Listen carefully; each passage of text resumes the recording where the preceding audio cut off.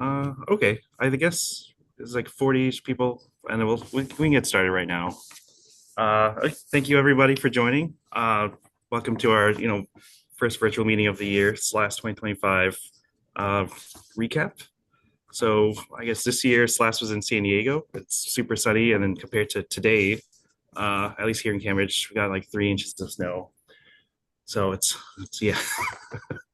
I guess I'm joined by four panelists today.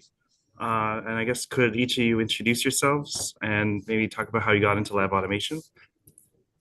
We can start with, I guess, in my Zoom circle, Kate. Yep, absolutely. Hi, I'm Kate. I am a senior automation engineer at Empress Therapeutics. I've been in the automation space for about over 7 years now, and I lead the internal automation efforts within my company. I also oversee compound management, so special interest in all of the sample management aspects of these automation meetings. I'm also part of LRIG New England, and I lead the young professional outreach efforts within that group.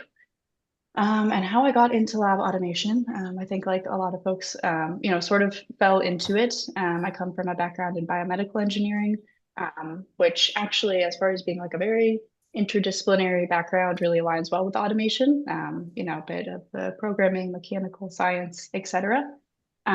So out of undergrad, I spent some time as a bench scientist at an immunology startup. Um, and nothing gives you a appreciation for automation like doing a lot of repetitive manual processes at the bench. So kind of started out there with just scheduling some of our more high throughput assays, and then transitioned more fully over into automation a couple of years after that. Thanks. Oh, and just before I forget, if anyone has any questions, they can start putting them in chat, and we'll see them, and then we'll answer them as we go. Uh, Next up, how about Rachel? I'm Rachel. I'm a the director of plate-based assays and the head of automation here at Prime Medicine. I've been in the industry for I think it's like 12 years now or something. And how I got into it was much like I'm sure most of our stories here, I fell into it literally. My first job out of college as also a biomedical engineer was to do ELISAs. And I had no idea that the lab I was walking into was a high throughput automation lab. And it's just so happened that they had 17 TCAN EVOs on the floor doing plate-based assays. And 2 weeks in, we had an assay go down and the robot started breaking and some poor admin left it unlocked and I started playing around. Uh, and that's kind of how I ended up in the world and I haven't left since. Awesome. Eloy? Hi everyone, I'm Eloy. I'm IPI, Senior Automation Engineer at IPI, Institute for Protein Innovation. I came to biotech kind of maybe a little different from everybody. Originally, I was in semiconductor as a robotics engineer. I had a couple of customers out here in northern Massachusetts, and I got to know the area. Then I got to know biotech, and I saw that there was an extreme need for robotics engineers, basically in the space of like DIY and integrated systems and programming and limbs to hardware. So I decided to, make the opportunity and come out here, and I've been here for almost 3 years now, and it's been great.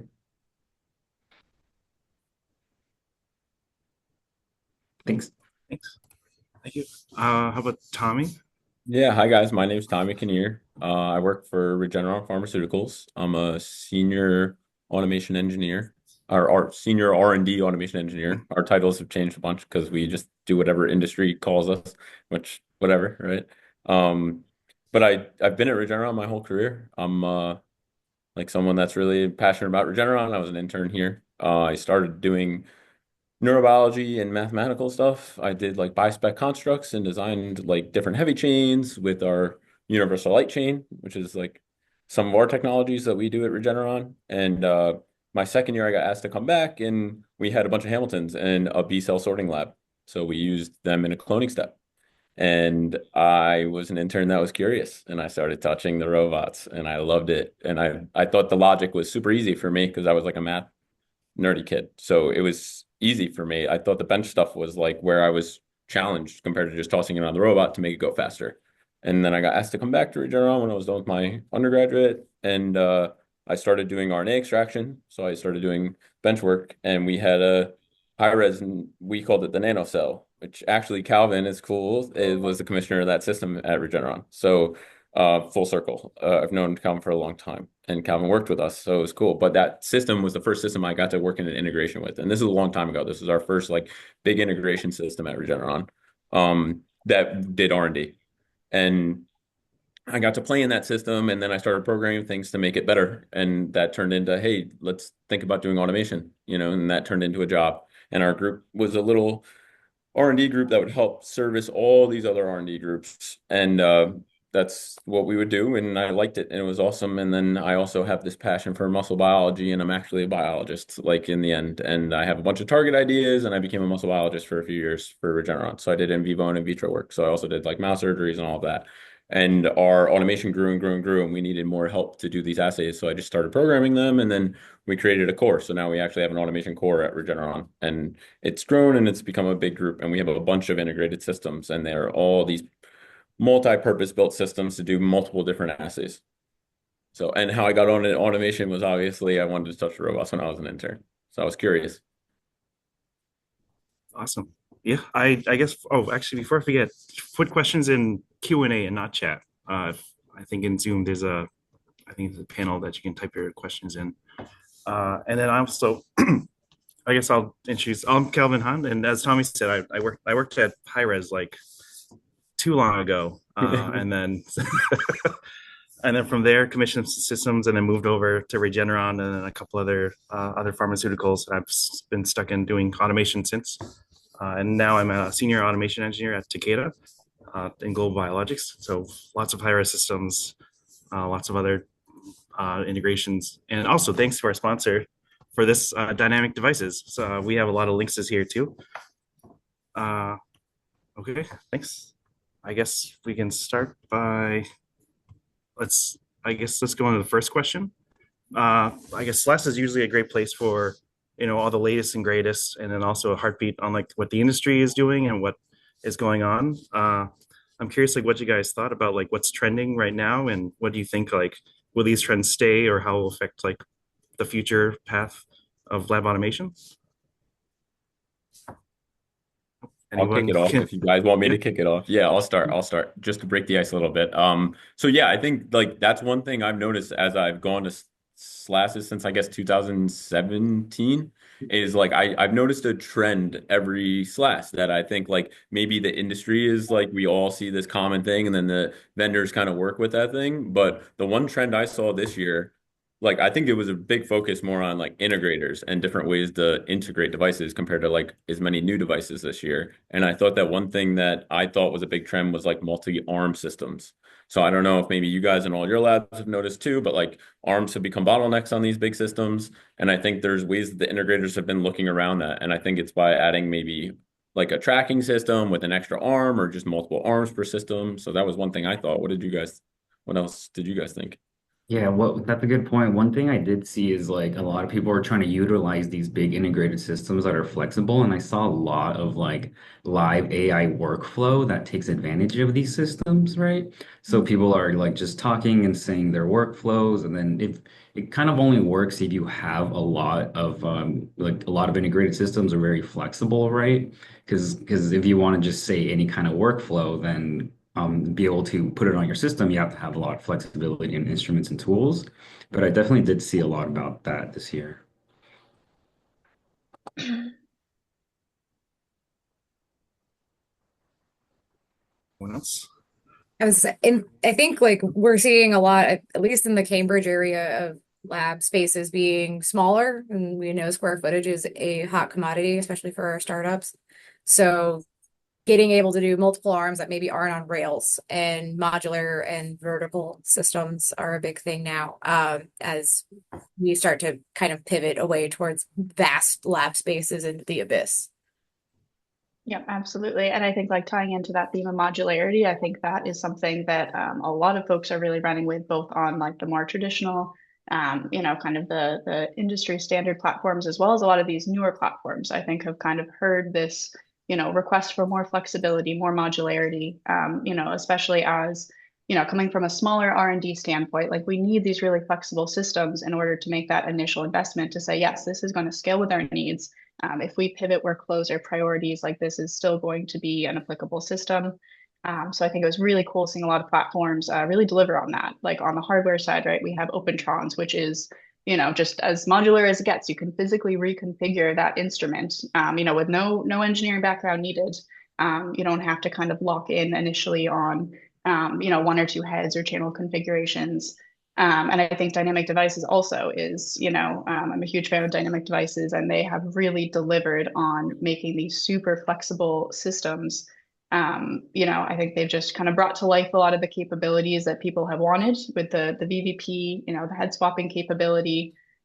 Just last year rolling out the MagRod head, and then this year bringing up the positive pressure head. It's amazing to see the flexibility that they're introducing to these instruments. And then I think, kind of touching on the theme of AI that you guys brought up, that's a big one. I'm sure we'll be diving into that a lot throughout this session, but definitely a big theme going into it. I think a big theme throughout, biotech, the tech world as a whole, and maybe almost meaning a bit of resistance at this point because it's such a buzzword. But I think it was really cool coming into this conference and seeing companies actually deliver on those AI concepts, right? I mean, whether it's really functional production level items or more beta testing. I think we saw huge themes in AI, pretty robust systems. So OpenTrons with their OpenTrons AI, kind of a generative AI tool for protocol design. Automata, the new acoustic liquid handler, which again I'm sure we'll touch on later. Being able to use human language input for protocol design is just really cool and opens up a lot of possibilities to kind of automate the automation. I think, one of the most ironic parts is just how manual setting up automation can be. So that's definitely a theme I was really excited about, like how we can, leverage AI for everything from experiment design, data processing, et cetera. That sounds great. Yeah, you mentioned like a couple other like some devices. Are there any other devices or features and highlights that you found this year at SLAS working the expo floor? Yeah, I was gonna say even guys for the modularity part, like just to dive into that one part, like because I think a lot of or another trend was like do it yourself kind of thing, right? Like maybe we can buy it, we can configure it, we don't have to hire a hardware guy, like all of that. Like, was there any product, I guess, that really stood out to you guys in the sense of modularity? Like I know Hyris has a flex cart, right? There's other integrators that kind of has a little bit of a different idea. Like they have kind of like Lego block carts, like Yeah. Ginkgo, right? Where it's like you want to have a modular cart, but those carts really aren't supposed to move. But if you completely change your dynamic of your lab, then they move compared to like a dockable cart. I don't know. What do you guys think about stuff like that? Like, did you think there was stuff that really is easy to switch your lab within 2 months, or do you think it's like Yeah. it's a full blown rebuild? Yeah, I did see something that actually really impressed me by Formulatrix. They had like the stacks. So like we were talking about like if you're low on space and these are like two racks. They seem very affordable. They weren't blown out of proportion. They do make their own arm, so that's like another arm you gotta deal with, but it looked very well designed and the real advantage there was that, this is all like QR code based. So you can have a liquid handle at the top, you can have a plate sealer at the bottom, dispenser at the bottom. Then say someone else reserves the system for the second half of the day, you remove the liquid handler, you add like an acoustic handler, and then so the robot can track like the handoff stages anywhere it is, so you don't have to worry about bolting it down in the perfect place. They had a demo where like the mantis was moving around, a little robot arm was chasing it, right? So that's pretty great. So that was one thing that really stood out to me, and like I'm really looking at that one and see how that one develops. I liked that one as well because they weren't pushing a scheduler on top of it. Yeah, So yeah. they're vendor agnostic, even though they were coming out with their scheduler, to like allow us to do that. Because I think one of the problems that we've had, at least in my area, is we want more control of our systems and don't want to necessarily pay large amounts of money to have it set up one way and then have to then pay large amounts of money to have it done again. So we were very excited about the Formulatrix racks. Yeah. And I think, there are a number of integrators that are really pushing that kind of really flexible and modular setup. Automata, Ginkgo, Techmatic, I guess more on the, kind of combining, hardware, software capabilities from different teams. It's awesome to see Techmatic roll out their system. The base affinity system starting at like 50K is a really, it's really incredible because I think it's making automation accessible, again, for folks who are trying to come into it with a more modest entry level budget. It's highly modular. You can kind of start with one table and build from there. So yeah, that kind of thing is really cool to see. They do use PA software though, Overlord to schedule. They are open to not using that. They told us they were at PA that they're using Overlord at SLAS. I think they also they do work with other schedulers as well, right? So they work with ReadySoft, and they've actually just announced that they're distributing for high res, which is really exciting. Yeah. Yeah, the micro spin, they're like the first retailer of. It's pretty cool. Yep. Yeah. I guess speaking of devices, we had one question about mobile robotics. Do we think autonomous mobile robotics big step? Most benches to automation integration friendly, or automation and integration friendly space? Do you see more vendors in that space? That's a good question. Like, what about mobile robots in general? You guys have a use for them? No. Me either. No, I'd like they're just flashy. They're so flashy. I think there could be a use case though, and totally. Yeah. Like we have biobanks. We could have a mobile robot go to the elevator and do an API call to an elevator and go down the elevator and then go bring it to the biobank. Yeah. Yeah, but it seems like there are so many really innovative transport solutions at this point, with the formulatrix options, as well as Ginkgo has a really cool microplate transport system for their rack system. I guess they've actually had systems where they put it like through a wall to make different spaces accessible. So it seems like those might be a little more robust. And I think another question, this one's about AI. Are the big integrators leading the charge with live AI-enabled workflows? Or is this trend going to add an appliance software with that augments with existing lab orchestration software? What do you guys think? Yeah, I mean, I think some of the really impressive strides in this are with, some of the newer integrators to the scene, right? So again, like Automata has come out with a really strong show just these past couple of years, really ramping up their capabilities. I think, we can dive more into their software again a little later in the session, but I feel like, it's some of these newer companies that are just really agile, really dynamic, and kind of newer to the scene, I think, that have, kind of identified a lot of these bottlenecks that, have plagued automation for so long, and they're really coming in with like a fresh perspective on, how to address that. Yeah, more competition is great. Yes. It's a very competitive market, right? Right now, like that's one thing I noticed at SLAS, like talking about trends, like the integrators, it's a hard space right now. They spend a lot of money on their boots to try to impress us and try to show off their talents because they know they have to, right? It's good for us. Like we want the technology to get pushed forward, right? It's good. Speaking of, go on. No, Calvin, please. Speaking of integrators and schedulers, I guess that was my next question I want to talk about. Integrators and schedulers are like the glue that holds all these systems together. What features and vendors stood out this year as, to you guys on the show floor? Yeah, so I think, we've already touched on a couple of these, but so again, to dive a little more into Automata, they're really turning a lot of these norms on their heads. I think the hardware capabilities are really innovative, again, super modular, super scalable. They've already built up a super impressive array of drivers. But I think that something that really stood out this year was, their software. And I think what that does is it really caters to such a wide end of end users. It's kind of a theme we've seen with, some other vendors as well, but they're, kind of no code UI, incredibly straightforward to use. And then on the flip side, they've just launched their Python SDK, which I think, kind of caters to, the desire a lot of automation folks have to really just get in there with the code, have that level of control.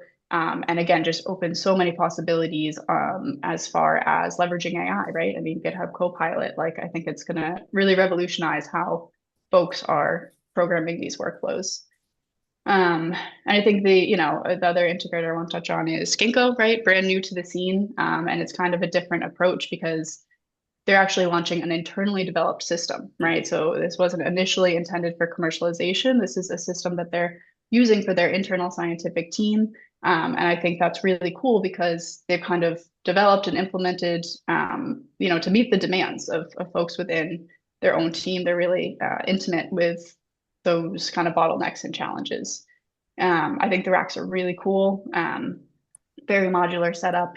Some of their talks highlighted how they have expanded from like 5 to 10 to 20 racks pretty seamlessly. Um, I think that, the one tricky part with the racks is it is a slightly larger footprint. It's a very clean setup. It's a larger footprint because you don't have those nesting capabilities, and it's sort of a one device per rack. But I think in the right use case, it's a really clean setup. And one part that really appealed to me is they advocate for an error-free feeling. And so basically they have this like proactive remote support team. So rather than waiting for a customer to ping them and say, hey, I'm having this issue and dive into troubleshooting, they are actually just proactively monitoring those errors and can resolve most of them remotely. And so, yeah, error-free feeling sounds like a dream to me. I really love that approach. Sounds expensive though. Yeah, It is. it But in is. the right It use is. case, it's really cool to see. And big, right? Like modular in the sense it's modular, you can move it around, but like They're some of our device, yeah, like we slam stuff together, right? And the thing is like you're going to use a lot of space but that's their part of their argument for they're not making bottlenecks, right? Like what we were talking about before, they have arms per device and they think it's very necessary to have an arm per device, right? And like so that's a different design idea. Like I think, yeah, exactly. Like what we were talking about before, it's like there's so many different integrators and a lot of them have a little bit of a different goal, which is great because we all have different needs, and like even within the company I work for, we have different needs. Like there's systems that need certain error reporting, and then there's systems that don't need that error reporting, right? Based off because we're a full biotech. Where like if we were just doing R&D, it might be a different situation. So yeah, I think that part is awesome. I do think that like the way that they go about it's cool. I think another thing like I think we should bring up with integrators is like, do you own the software? Because a lot of them are subscription based, and that's like scary to me. And then like security risks with that, like with our R&D is a big thing. Like we really like to own our stuff, Yep. and like we call it regenifying things. So just to tell you how much we care to own it. So yeah, that's one positive and negative, to be honest. Like the error recovery too, like the support is like live when something breaks hardware wise, the support doesn't matter. They still someone's got to be there. So like I think the software stuff we kind of figured out with the ways that we have our tools now to always be able to fix things proactively, but the hardware is like a challenge still too. But I agree. I'm so happy with how much progress all these companies had, like especially like from last year to this year, like huge jumps. We also saw new players to the integration field too. I don't know how many people saw Lab Donkey. I wish their name was a little different, not gonna lie. But they were cool in that they were very like ground up and had kind of gotten to take the learnings from all the other automators and integrators on the area to try to build a product that was going to meet needs differently than we have currently. And their stuff was cool to see. Yeah, there was definitely a lot of new fully integrated labs. There was that cheaper alternative. What was it like Ryo? Rayo. It was like a whole giant lab, and they were like, I think it was like a Chinese vendor, and they Oh, were there were a um couple of those. yeah, it's just like all those prices sound very attractive. It's just what about like long-term support? What about like tips? What about tariffs now? I don't know. It just doesn't sound. I mean, the prices sound great, but it just doesn't sound very practical right now.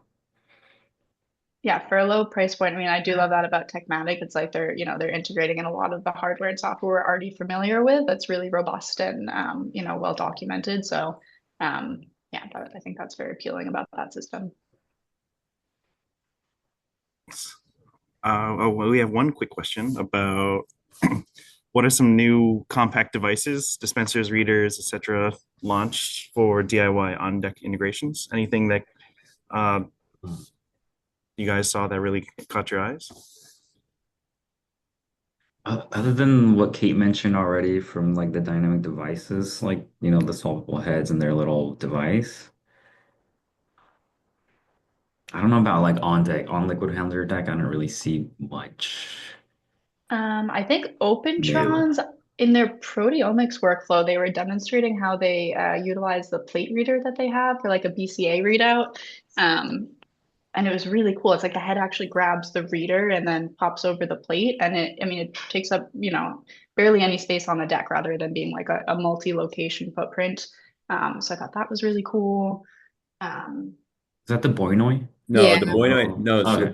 the Boynoi though is its own device that you can integrate onto like a Hamilton or any Yeah, benchtop yeah, thing. yeah. So Onto the deck. Opentron actually makes their own absorbance reader, and it does like 400 maybe to 1,000, I think, of wavelengths absorbance, I think. But it's cool because like just to keep adding on to that, like if you want its own system like on deck thing and you don't want to go into complex coding, that was I think Opentron's most advertisable thing is you could build this modular system. Like they have the stackers that can go on the side and then you keep adding to it. Like you can buy a small device and then keep adding to it. Like you want to do a small ELISA workflow where you just add the substrate at the end and read it, you could do it, or something like that. and the So entry level price point Sure. is yeah, fantastic, right? To get the base totally, and then you can kind of build from there. So it's like a totally agree. affordable, robust, larger deck size product. Well, like I would recommend that to people not like us, to be honest. I mean, I know just like because like I really like the new star, to be honest. I mean, but that's what we look at. That's what my group looks at. I love the fluid motion. I think how fast it was, like, and how awesome it is. It's like everything I don't like about the Vantages, but everything I love about the stars all like together, you Yeah, know? they switched like a linear rail for the gantry, Yes. right? So that's, I mean, that's really appealing as well. I think that's something Dynamic Devices has had from the start and is really effective. Yeah. Yeah. And Like, now that can reach more positions too in channels. Exactly. Sorry, keep going. I don't know. yeah, I'm off no, topic. Sorry, I Calvin. got I'm gonna pick another question. We have Yeah. a question about Ginkgo. If Okay, let's Ginkgo is go. set to be modular, which I would think would be directed to a growing lab that increments on the scale of their automation, do you think they will have much success at the current system's current price point? Yeah, I mean, I think it's a really interesting use case, right? Because again, like this is technology that they built for internal use, right? They said like, let's make our own solution that's really going to meet our needs. And, I think as their internal needs shifted, they were able to really scale and, find the configuration that was able to accommodate all of that. So, yeah, I mean, it is a higher entry level price. So I don't know that it's for, your small scrappy R&D lab, but I think, any lab really. I mean, right now with the state of biotech and, the cost of these, initial investments, I think that, any lab, if they're going to make a big investment, needs to know it's going to be highly flexible, highly reconfigurable. So yes, I mean, it still might be, kind of fall on the end of, larger scale integrations. But I think that within that space, it offers a lot of value. I think if anyone is gonna go with Ginkgo and Ginkgo is gonna be successful, they have to like not have their own like automation engineers. They have to be like hands off and just let Ginkgo run the whole thing, right? Because I mean, yeah, I think that's kind of, I mean, that's the business model of the company was to be kind of an automated CRO, right? So like you pay them to automate your process and they'll give you data back. So like their idea was we're going to get a customer. I don't work for Ginkgo. I don't know. This is my opinion from what I was at SLAS, guys, right? Is like, and understanding their dynamic is like they were so modular because it would seem like they would get one customer, build a system and do a thing for a customer, and then bail from that and build for the next customer's need and then keep that's why they needed that modularity where like I think if you were building something to be modular with that would change smallly within your lab, it would actually be the most like expensive to do that with. So I think it's like it really looks at again, this is why it's so cool. There's so many different integrators out there, but like if you want some support that you feel like you can't do software wise, like maybe Ginkgo would be your best. Like so there's all these pros and cons. yeah, yeah, no, exactly, yeah.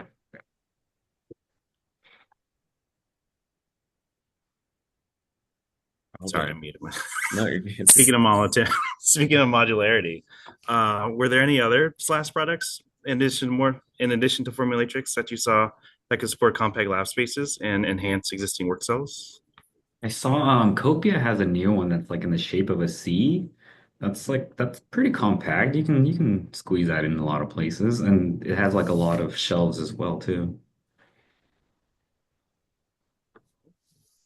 Yeah, I was gonna bring up like we haven't talked about the explainer or like the pucks flying around. Like, do we think those are modular? Could we build smaller systems and then shoot plates with pucks around? Or like I don't know. I'm just throwing that out there. Like, is that a modular thing? Maybe. I don't know. I was actually kind of sad because I was hoping that the planar motors guys were going to bring in their elevators that they came out with earlier this year, and they There didn't was nothing. have Yeah. them Yeah. because that was what brought me to their booth originally in hopes that we could see them in person because that would be great for a modular Go up standpoint. and over, right? Yeah, Yeah. up and over and around and doing whatever so you could Yeah. have tiered levels of these and access between the two, but we didn't see that. I don't see how the planar motors do much in terms of modular and compact labs until we get to something that has elevators.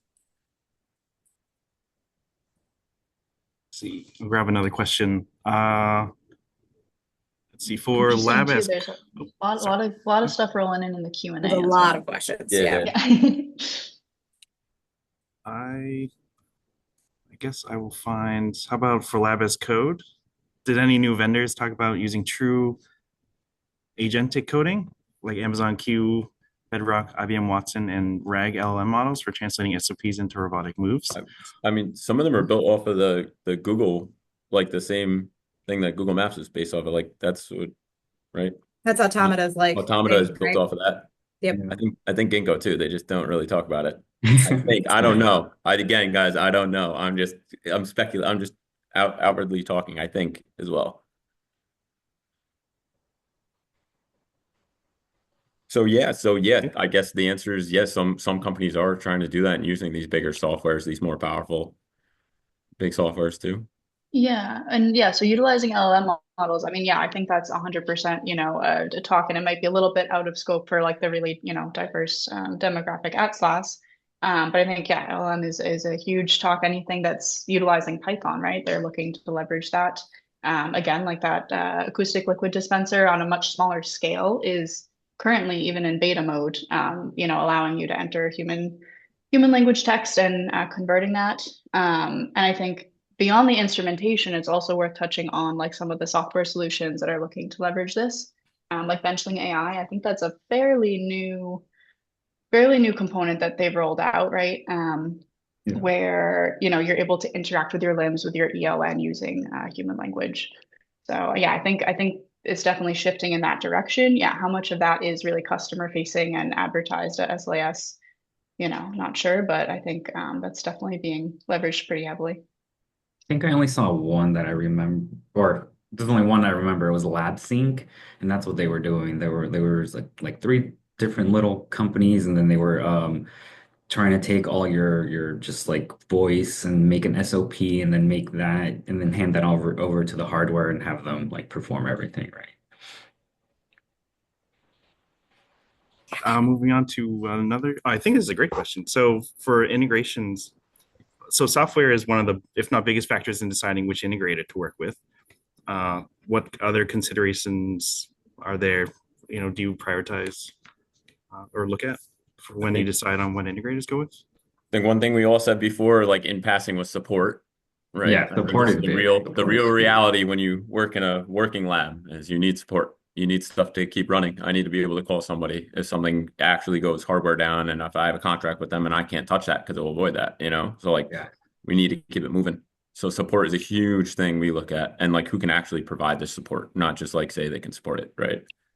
Yeah, and I think Yeah. that's true, both for once you actually have this in production, but also for, the design and development phase of this is a huge, it can be a huge time sink. I mean, some folks like Techmatic are turning stuff around in a month or two, which is great. But a lot of these larger builds, it's months that you sink into it. So I think having folks that are really there for those discussions, there to kind of cater to your needs. Automata has really rolled out with this like white glove service, catering to the customer needs. We don't have the driver, we'll develop it. And I think that's a benefit of some of these, more agile, newer companies, is they're really here to listen to what the customers are asking for. I think one thing that I do like from integrators or the integrator software is when they don't lock you down to a driver for one machine or one instrument. Say your Hamilton breaks, and then you want to start using your links, right? You want to be able to swap your driver. So there's a few out there that don't care, and then they'll let you just buy three devices, whatever the drivers are. And I think that's a really good feature from them. Yeah, I mean the individual device connections are usually like on the scale of a couple grand, right? If you have the space to pop it on the Yeah, anywhere from website. 5 to 20 grand I've seen. So Yeah, I've Yeah, seen if you 20. have if the I can filter, swap them you can around, Oh, plug that's anyone. great. Yeah. I was gonna Um, say our ability to like edit, update, or change the drivers on our end via code is something that's really critical for hmm, us because sometimes the people who write the drivers haven't actually had to interact use with the that piece of device. equipment before, Yes. and it does some really silly things. So our ability to change it to make it faster or better is critical to us, and our ability to write our own drivers. Yes, that write my own driver is great, especially for something simple. It's like open door, closed door, run, like Yeah. Another thing for us, again, I'm early R&D, so it matters where you're working. But like error recovery, I don't care about error reporting. I care about error recovery. I need to yes. keep it moving, right? And like to me, I think this is one thing that is like underlooked until you're in a high enough throughput lab where it's like if a software is amazing and it's so cool to use and all this, it's like things break, something's going to go wrong. You're going to get an error. Which one is going to be able to be recoverable? And which one can get recovered by maybe an operator or a scientist compared to like an engineer, Yep. right? And that is like probably my like biggest thing I'm actually trying to dive in to look at because it's practicality for me. Yeah, that's a good point. Especially for like overnight runs or like, early Yeah. morning or something. Yeah, you want it to like resolve itself for sure. And like, what if you're multiple like parallel processing? So you have Yeah. multiple runs that are parallel processing. What Yeah. happens and where does each plate go now? If I have 100 plates on my system, how do I figure that out? I think this is one thing that like the industry, like that is the very important thing. And I think there are certain softwares that are so much superior than others just based off of that. Yep. And I guess on that front too, I'm curious, so there's always, I feel like for years been a lot of talk about like the vision, right? Vision within these systems, whether it's to capture errors on a more, on an integrated system or just within the liquid handler for a million purposes. Have you guys seen any like really good use cases or application for, an on-deck camera? Yeah, we have a lot of For different errors. stuff at our sites because of security reasons. Like we can have different cameras on different systems. But we have one security building that we have the best cameras out of all the systems, and they're security cameras. They're nothing to do with our systems. And to the point where we can zoom in and see barcodes. And I can see Nice. where every single plate is, and it's amazing. But like Yeah. my direct lab doesn't have those cameras. But like that's what I would want to put in every single lab if I could, to be honest. Yeah, that's definitely one thing I always put in my integrated systems, cameras in all the critical spots, because sometimes the integrators or the vendors won't believe you, or they're like, "Hey, can you recreate it?" I'm like, "No, here's a video." Like, Yeah, that Uh, makes sense. Yeah. So from a great point. monitoring perspective, but I feel like there's also so much that can be done with that, on a more like standalone level, right? Like from like labware recognition, tip recognition, calibration potentially. I feel like a lot of different units have some sort of camera aspect, but maybe aren't leveraging it like that heavily for, Um, your routine day-to-day work. yeah, I think I've only seen one camera vision focused company, LabEye, that has really good applications for biotech, but I haven't seen any other ones, which is kind of surprising because there was a lot of computer vision this year at SLAS. Yeah, but LabEye can like detect different types of labware, different types of tips, colors, deck checks. Yeah, it's great. Very cool. Yeah, I'd love to see more like optical calibration or Yeah, automated calibration, really. I loved seeing the theme of the QR code based setup with, I think that was like Techmatic, Formulatrix, high res.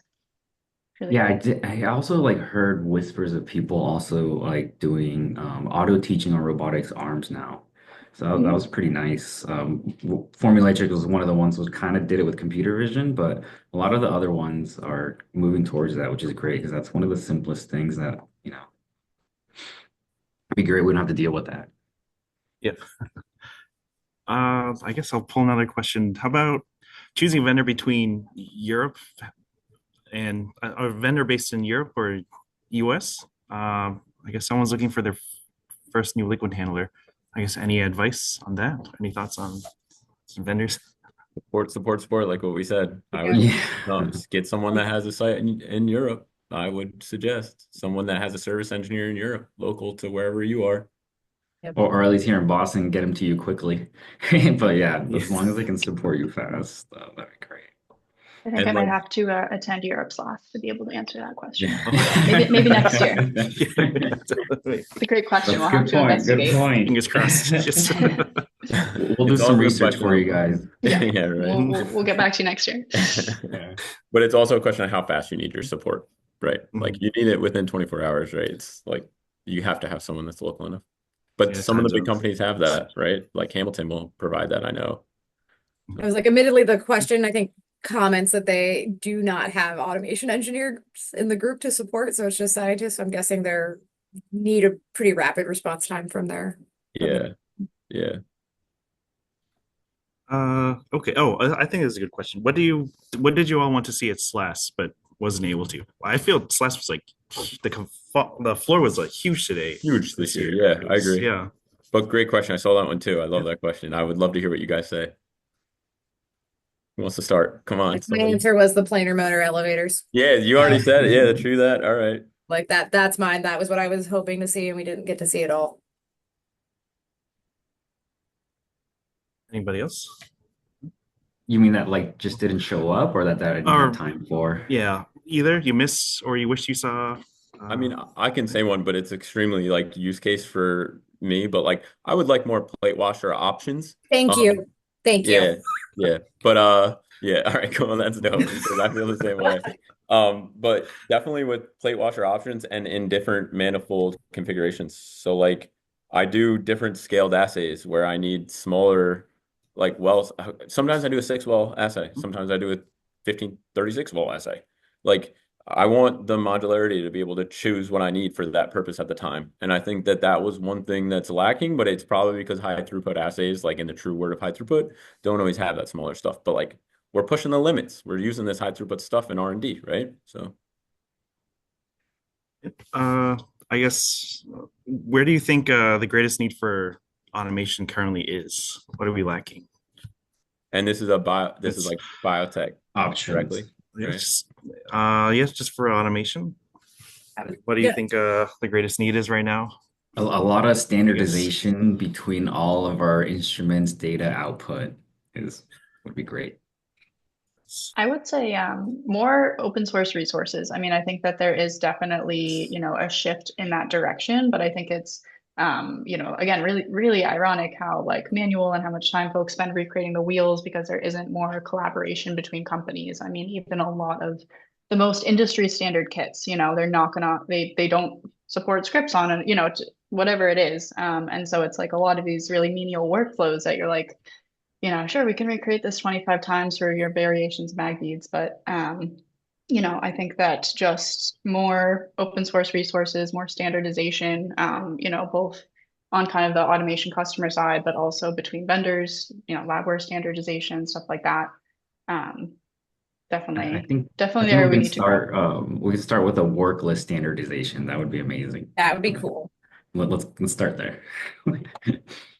It's interesting to me that lab automation has been around for as long as it has and hasn't caught up with the manufacturing automation that has Yeah. existed and is far beyond in terms of standardization of programming, like the APIs, the UIs, all of that in the manufacturing space is very, very harmonized and Totally standardized. agree. And we don't have a full tech stack. Totally agree. Exactly. It's like lab automation is half like computer programming style and half scientist style. Yep. And they're not the same. Like, I mean, we've been talking about a lot of different softwares. Like you can see this year, like there's more computer science style softwares with versioning and things like that, right? Like I'm not going to name vendors, like we all know if we look at them. But like compared to there's just different ways to look about it. And I mean it makes perfect sense when we look at the chat, right? Because there's certain people that are like, I don't want to deal with programming, and those might fit them more. But like then when you want to get into the nitty-gritty and the customizability, maybe it's but yeah. Yeah. And speaking of support, do you find most solutions are provided by integrators or direct from OEM companies that have been integrated? Wow, that's a hard and good question. My answer is both because it's if I have a problem with the integration, I'm calling the integrator. If I have a problem with the device, I'm calling the device company. Yeah, it really, or sometimes I do both. I'm like, let's see who helps me first. True. Let's see. We're still good on time. Could I bring up? I see Yeah, there's yes, the yeah, one yeah. question that touches on Nexus XP. That's actually not something I was able to experience. I'd be curious on anyone's take on that. That was like I that the separate space, right? With the separate registration. Did anyone get Yeah, in there? so my understanding was like that was gonna be like a whole cool interactive exhibit from like the emails. It was super exclusive, lots of hardware stuff. And I get there and it's just a couple talks highlighting key pieces of instruments. Uh, it was definitely not what I thought. So I don't know. That turned me off of it. I was not into it. It's like it just seems like they're trying to sell me stuff instead of like let me interact with it, let me play with it, and then let me ask questions and then let me buy it, right? Not push it on me. I feel like it's really tricky sometimes when talks are like you kind of go into it thinking it's going to be, really end user oriented, really agile, and then it feels a little salesy. Just kind of maybe one of those situations. Yeah, I don't know if anyone else got a chance to go in there, but that was my experience. Yeah, no. Uh, how about, I guess, back to AI? What do you think about the impacts of AI on coding methods and provider UIs? AI is a crazy word, I have to say. We keep saying AI, but like it's crazy. There's no AI. What AI? What are we talking about? Are we talking about our parameters that we code in ChatGPT? and then it learns within those? Or are we talking? I'm confused. I'm genuinely confused. I hate the buzzword AI at this point because like every person that says AI, it's like, oh, we do your exact needs. I don't know. Is But it? that's why, because like AI is so catch all nowadays and includes everything, right? It Yeah. But includes like, like what is the AI they're LLMs and selling? includes It's like it's not just machine learning, or it's not just like you write within these parameters and then it will figure out the best optimal thing within these parameters. Like, isn't that just like optimization, scheduling optimization? Like that's been around for a long time. That's why I'm confused to be honest. Like when they would say like some of the AI stuff, it just confuses me. I don't know what they mean by that. It's not coding for us, right? Well, I think like the Yeah. strongest use cases I saw around this, because like totally agree, right? It's such a buzzword. We've heard a lot of people are sick of Yeah. it, but yeah, I think the strongest use cases are the platforms that are able to showcase, the generative AI using human language, right? So instead of needing to, enter your parameters X, Y, and Z, you're able to just say, hey, I need to transfer 45 microliters from, plates 1, 4, and 5, whatever. And it's able to translate that into the protocol, which is what we spend a lot of our time doing, right? We're like, hey, scientist, what's your workflow? And Mm. then translate that into what the instrument needs to see. And then I think the other push with that again is, on any of these platforms that are now allowing us to leverage Python, and using like AI co-pilots, I think is going to just much more efficiently write that code, and with caveats, right? I mean, how much do you trust it? But I think it's a great starting point, that it's going to allow us to be a lot more efficient. Yeah, those are like the specific use cases I see when people say like Yeah. AI, but Yeah. agree, it's very buzzy. Yeah. Yeah. No, that makes sense. I don't know if you Yeah. guys ever like what was it like Lab Voice popped out recently too, and they were Yeah. trying to do like the AI benchling, right? Like you just like talk to it and like adds all this stuff in Yeah. there. Yeah. I mean, I yeah, didn't see them there though. even with like querying stuff, right? If you don't have to enter these like really rigid searches, you can just say, hey, find me every sample that's been produced in the last month that is in a tube of this size, right? And it can just compile that information. And, I think it's yeah, it's pretty effective like on the go solution if it works, if you can trust it. Yes. All right, let's grab another question. Oh, this is a good one. What do you think will be the most important topics at SLAS next year? I love What do you that. think Yeah. is trending? Good question. Good Any question. guesses? I'm hoping the devices are plate readers, right, Rachel? That's what we're going for. Play readers, play watchers, Just- please. yeah, right. I mean, I'm guessing they're going to push AI more, right? It's going to be more AI stuff. Maybe more partnerships between integrators. Oh, wow, maybe I that would don't be know. That'd cool. be crazy. Yeah. Yeah. I think there's going to be more purpose built. Like, I think next year, now it's all about modularity. And then next year is going to be more purpose built stuff that can be modular. So it will just like keep adding on to it, or like linking systems that are modular. So like you have 5 systems, you want to link all of them together, and then you want to move 3 of those systems, but keep 2 of them linked. I mean, that's kind of At where we're that going now. That's what I would guess. This is a at that guess. point, you need like an orchestrating software for the integrated systems, right? Like you need like another layer of software to know everything you have and like what you can do. I know it's almost like all the integrators are It's, making a on top layer to their scheduling softwares, right? Yeah. and that leads I us to, think I think, oh, sorry, go no, ahead. you're good. I was gonna say I would be I'm hoping low key interested to see how cell culture automation, like Flask-based cell culture automation, Love it. Yes. finds its Oh, niche yeah. Yeah. because we had a thing and now it's gone Yeah. and solutions aren't great right now. Yeah. Yeah, that's true.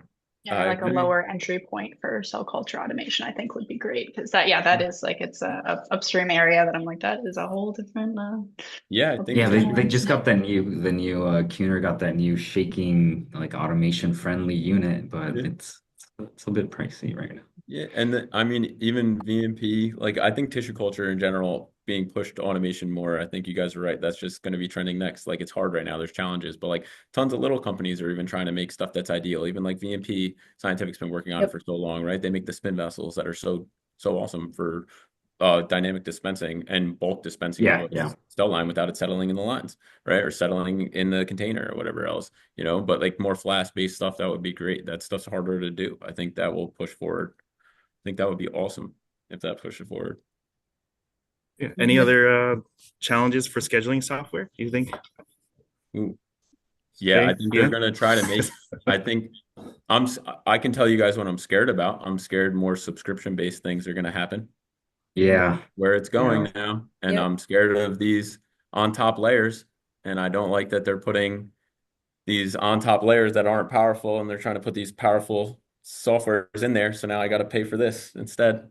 That That scares me. I don't like that. I wish that all of us as industry could kind of stop that and try to stop and own our softwares. I don't want to buy a software I don't, or buy a system I don't own. I know we pay for services on everything, right? But like if I stop paying service, if I buy a car and I don't want to go get it serviced at the dealership, I don't have to. And I think that there's value in that. yeah. Maybe not the car scenario, but like just in general with I like owning our systems. I hope it doesn't go the other way. I don't want to be automated CROs. I don't want to work for a CRO, right? On that Yeah. point, I want to see like new companies that can like repair my Hamiltons and my Lynxes, like come on site and repair them. That would be great. Yeah, that's now we're making another market. Yeah, this is great. Yeah, Well, yeah, I yeah, mean, I think really exactly. just, the shift to empower end users to, bring that stuff in house. I mean, I think everyone from an engineering background, like we want to get in there, we want to be able to perform these services Yes. ourselves. We don't want to wait, we don't want to pay, and we don't want to be out of the loop with exactly what's going on. And I think, historically, there's always been a pretty high barrier to entry to, even access some of the necessary items for this. But I do feel with the newer systems, there is generally more transparency and more like end user empowerment, which feels really good on that front. Yeah, definitely. Yeah, I think so. We got 5 minutes left. I think I want to ask, any advice for first time or new SLAS attendees? Yeah, Yeah. I think, huh? I can start. Yeah. I'll be quick. Like I remember my first SLAS and I remember like the first 2 I went to and like kind of what I do is or how I go about the meeting. And we talk about this, our group before we go is like this is my style. Like I like to pick my favorite or my goals first. So like my main 3 goals that I'm trying to get out of the conference. Maybe I want to look for a plate washer. Maybe I want to look at new scheduling software. Maybe I want to look at, right. And I go for those right away. And I really dive into those and try to meet whoever gets into that product. So like I want to meet the software developer of that software, right? And like that's what's cool about SLAS. We get to get that face-to-face interaction. And like I really dive into my main goals first. Then I spread to the next things I know are very priority for my company and make sure I get everything that I need done for our company. And then I try to find the new stuff. And that's where I'm going and looking and asking questions and going crazy. And like the other piece of advice I would give is like, and I know if any vendors are on this call, they're gonna laugh right now, but like be hard on vendors. Like we push vendors, right? And like we want to see the truth before we buy it. And I want to expose everything. And it's okay if I expose something I don't like. I want to know the truth. That's all. I want Yeah. realistic expectations. So trying to find realistic expectation out of the product, I think is very important and how you're actually going to use a practical use case. Yeah, definitely. That's a really good point. Yeah, I think it's really easy to walk away with this like shiny vision, based on everything that's right in front of you. And it's so critical to stop and say like, okay, and how about X, Y, and Z? And it's okay if, if some of those answers you don't like, but it's just gives you the full picture. It's a really good point. Yeah, I think my first time I kind of like try to overload myself a lot of talks, a lot of like seminars, and didn't even get to half the exhibition floor. So like what I learned, like my game plan now is I just start in the exhibition floor, try to do an outward perimeter, and then the next day try to loop in, and then if there's any key talks that I like, maybe I'll go to like one or two. But I found that most of the talks I go to aren't on topic or like what I want, where I find everything that I need is talking, like Thomas said, talking to the vendors, pressing on them, meeting the software engineer, meeting the CEO. That's why SLAS is great. It's just kind of get in there and like meet those people. I think you'll have way more value than like watching a talk. And And I will say something that I dug into more this year than previous years is the poster section. I think that can be a little bit overlooked, but like that is, those are like our peers and colleagues demonstrating, how they did it and in a more intimate setting than some of these presentations. So I found a lot of value in the posters this year. Good advice. Guess we can probably ask one more question. I guess, did you guys attend any courses this year? If so, what did you attend and what do you feel is worth the time? I've never done a short course and they always look interesting, but I think, yeah, my fear with that is again, like some of the talks also look so enticing and you get in and it's sort of sales pitchy. Like I've always been nervous to really commit. So I haven't experienced those now. I think the Anyone courses else? are a couple $1,000s. That's why I haven't even looked at them. It's like my whole travel budget. I'm like, oops, yep. I guess any closing comments, the last 2 minutes, 4 minutes? Anybody? No, this is exciting. But I wish we could all talk more. Like I think part of the thing about SLAS that I love, to be honest, is like we all get to meet each other too. Like I think it's Networking. and like seeing actual people that struggle with the same stuff. Like I still remember going to my first SLAS and people complaining about the same issue. And it was like 3 different companies we never met before. It was exactly the same issue, And it's like it's cool. You get to relate with those people. And I think that's important. Also, like one piece of advice, like our company really tries to work with the vendors we like a lot and try to influence them on future direction, So like making those relationship can really end up making you a product eventually. So yeah, no, good point.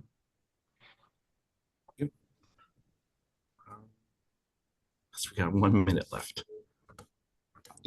let's see what do we got. We got a doozy. Last minute of lunch hour. Yeah. Yeah.